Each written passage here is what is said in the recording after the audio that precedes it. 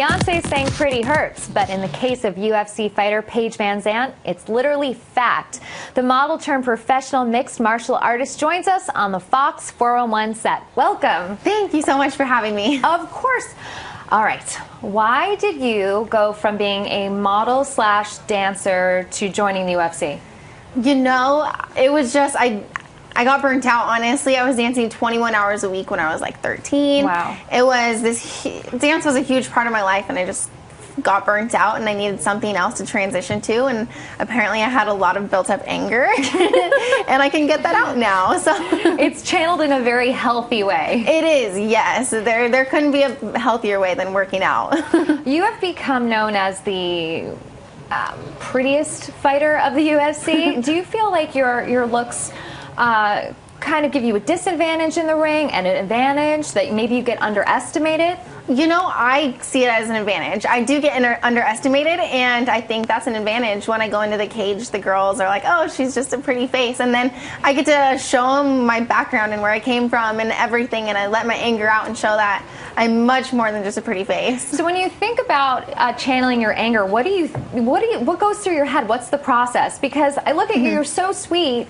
What are you angry about? You know, everyday things. I mean, everyone has their little angers, but I don't go into a fight mad, I guess. I go in like it's my birthday. I love what I'm doing. I guess I love punching people in the face. I don't know. Please, let's let the interview go well. I get a thrill out of it. So. Are you nervous when you go into the ring about breaking your nose, your jaw, your eye socket, pretty much any pretty part of what's going on here? Yeah, you know, you don't think about that going into the fight. Pretty much you just think about using everything that your coaches have taught you, using every tool in your toolbox to go out there and just win the fight. And afterwards you're like, oh my gosh, what happened? You're like, I check everything to make sure I'm still good, still going strong. So it's a fun sport, and I just fell in love with it.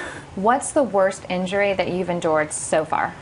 Actually, I got hurt more cheerleading than I ever have fighting. Really? Yes. I'm not surprised, especially if you're doing any of those building moves. Yeah. You can get dropped on your head. Yes, all sorts of stuff. The worst injury, I broke my tailbone doing a backflip. So doing a back tuck, that was definitely the worst injury. So how does one go into the UFC? Is it a natural gift? Like, how did you go from that transition? Did you just say, hey guys, I'm here, watch me fight? No, you know, I had one pro fight under my belt, or I had one amateur fight when I went pro, and ended up beating somebody that was pretty highly ranked. And so that kind of got the spotlight on me. I ended up winning a few more fights after that. I took really tough opponents just so that would propel me to the top, and I was fortunate enough to get noticed by the UFC pretty early on. What's your final goal? If you could have the ultimate in the UFC, would it be what championship? The ultimate goal is definitely holding the belt. That means being the strawweight champion. I'm a strawweight, so that means just being the champion of my weight division. Are guys nervous to approach you because they think that, first of all, you're intimidating, and then on top of it, you're stronger than they are? Yeah. So I get it a little bit. You know, it's hard for me to go out there and I guess meet guys because I'm at the gym every single day, and that's pretty much the only time I'm ever around guys. So, you know, I do get the men that are intimidated, but it's not really something I'm looking for right now. Yes, you're very, very focused. Yes. And just in case the wrong guys come up to you, what's a good defensive move that every woman should know? Okay, I mean, if you're standing up for yourself, yes. Just the basic defense move, like on the streets, is run away. Okay. I mean, other than that, if you want to go take like a self-defense class, that's a very, very good idea for all girls to have. So you just have more street smarts and confidence. Okay, I like that. So I always think when someone's attacking you to maybe just punch in the throat, but I'm from Jersey, so that could just be something my grandpa taught me. That is definitely a good one. That's a go-to. So tell me about your anti-bullying campaign.